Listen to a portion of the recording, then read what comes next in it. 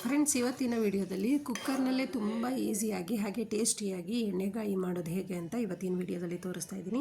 ಹಾಗೆಯೇ ವಿಡಿಯೋ ನೋಡೋದಕ್ಕಿಂತ ಮುಂಚೆ ತಮ್ಮಂದ್ರಲ್ಲಿ ಎಲ್ಲರ ಹತ್ರ ಒಂದು ರಿಕ್ವೆಸ್ಟು,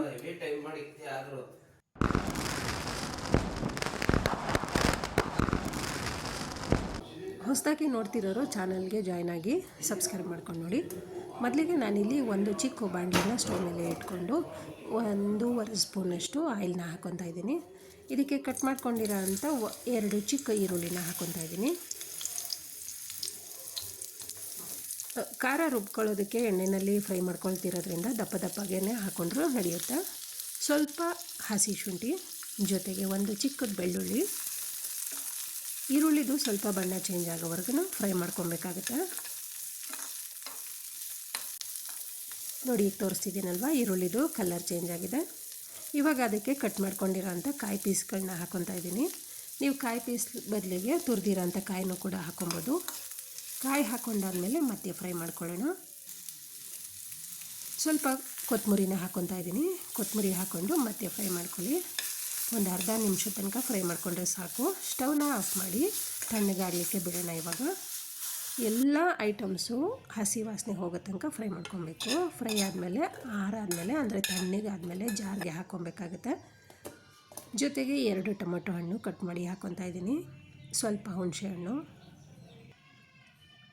ಸ್ವಲ್ಪ ನೀರನ್ನ ಹಾಕ್ಕೊಳ್ಳೋಣ. ಜೊತೆಗೆ ಇದಕ್ಕೆ ಗಟ್ಟಿ ಬರಲಿಕ್ಕೆ ಅಂತ 1 ಸ್ಪೂನಷ್ಟು ಹುರಿಗಡಲೆ ಕೂಡ ಹಾಕ್ಕೊತಾ ಇದ್ದೀನಿ.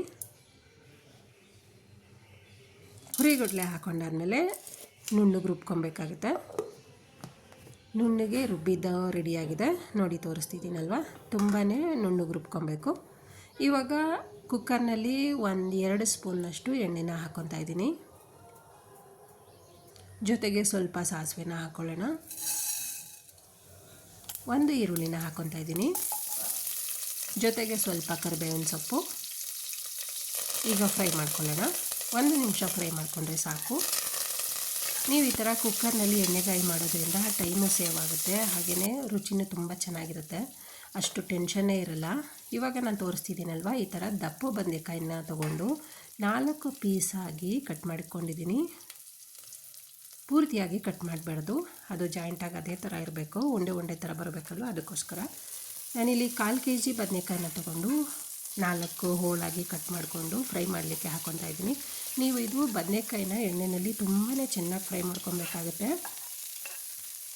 ಬದನೆಕಾಯಿ ಎಣ್ಣೆಯಲ್ಲಿ ನೀವು ಎಷ್ಟು ಚೆನ್ನಾಗಿ ಫ್ರೈ ಮಾಡ್ಕೊತೀರಾ ಅಷ್ಟೇ ಚೆನ್ನಾಗಿ ಎಣ್ಣೆಗಾಯಿ ರೆಡಿಯಾಗುತ್ತೆ.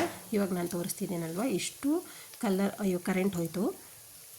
ಬದನೆಕಾಯಿದು ಇಷ್ಟು ಕಲರ್ ಚೇಂಜ್ ಆಗೋ ತನಕ ನೀವು ಎಣ್ಣೆಯಲ್ಲಿ ಫ್ರೈ ಮಾಡ್ಕೊಬೇಕಾಗುತ್ತೆ. ನಾನಿಲ್ಲಿ ಮೊಬೈಲ್ದು ಟಾರ್ಚ್ ಆನ್ ಮಾಡ್ಕೊಂಡಿದ್ದೀನಿ.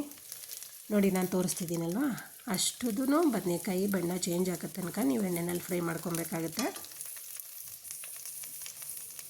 ಇವಾಗ ರುಬ್ಕೊಂಡಿರೋಂಥ ಖಾರನ ಹಾಕ್ಕೊಳ್ಳೋಣ. ಹಾಗೆಯೇ ಜೊತೆಗೆ ಜಾರ್ಗೆ ಇನ್ನೊಂದು ಸ್ವಲ್ಪ ನೀರನ್ನ ಹಾಕಿ ಅದನ್ನು ಕೂಡ ಮಿಕ್ಸ್ ಮಾಡ್ಕೊಳ್ಳೋಣ. ಇವಾಗ ಇದಕ್ಕೆ ಸ್ವಲ್ಪ ಅರಿಶಿನ ಪುಡಿ ಹಾಕ್ಕೊತಾ ಇದ್ದೀನಿ.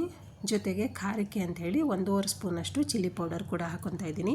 ನೀವು ಖಾರ ಏನಾದರೂ ಜಾಸ್ತಿ ತಿಂತೀರಾ ಅಂದರೆ ಇನ್ನೊಂದು ಅರ್ಧ ಸ್ಪೂನ್ ಹೆಚ್ಚಿಗೆ ಹಾಕ್ಕೊಳ್ಳಿ ಚಿಲ್ಲಿ ಪೌಡರ್ನ. ನಾನಿಲ್ಲಿ 1/4 kgಯಷ್ಟು ಬದನೆಕಾಯಿನ ತೊಗೊಂಡು ಅದರಲ್ಲಿ ಮಾಡಿ ತೋರಿಸ್ತಾ ಇದ್ದೀನಿ.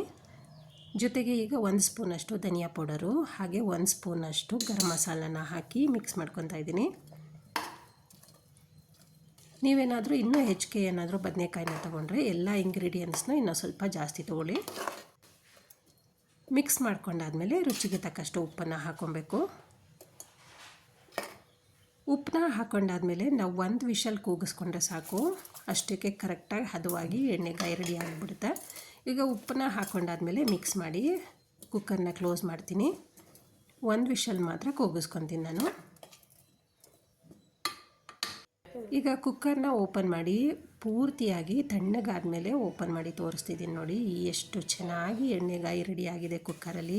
ಫ್ರೆಂಡ್ಸ್, ಇವತ್ತಿನ ವಿಡಿಯೋ ಅಂತೂ ನಿಮಗೆ ತುಂಬಾ ಇಷ್ಟ ಆಗಿರುತ್ತೆ ಅಂದ್ಕೊತೀನಿ. ಯಾಕಂದರೆ ಎಣ್ಣೆಗಾಯಿ ಅಂದರೆ ತುಂಬಾ ಇಷ್ಟ, ಆದರೆ ಪಾತ್ರೆನಲ್ಲಿ ಮಾಡೋದು ಅಂದರೆ ಕಷ್ಟ ಅಂತ ಅಂದ್ಕೊಳ್ತಿರೋರಿಗೆ ಈ ವಿಡಿಯೋ ಅಂತೂ ತುಂಬಾ ಯೂಸ್ಫುಲ್ ಆಗಿರುತ್ತೆ. ಹಾಗೆ ಹೊಸದಾಗಿ ಜಾಯ್ನ್ ಆಗಿರೋರು ನನ್ನ ಚಾನಲ್ಗೆ ಸಬ್ಸ್ಕ್ರೈಬ್ ಮಾಡ್ಕೊಂಡು ನೋಡಿ. ಈ ವಿಡಿಯೋ ಇಷ್ಟ ಆಗಿದರೆ ಲೈಕ್ ಮಾಡಿ, ಶೇರ್ ಮಾಡಿ, ಸಬ್ಸ್ಕ್ರೈಬ್ ಮಾಡಿ. ಮತ್ತೆ ಮುಂದಿನ ವಿಡಿಯೋಗಳಲ್ಲಿ ಸಿಗೋಣ. Thank you.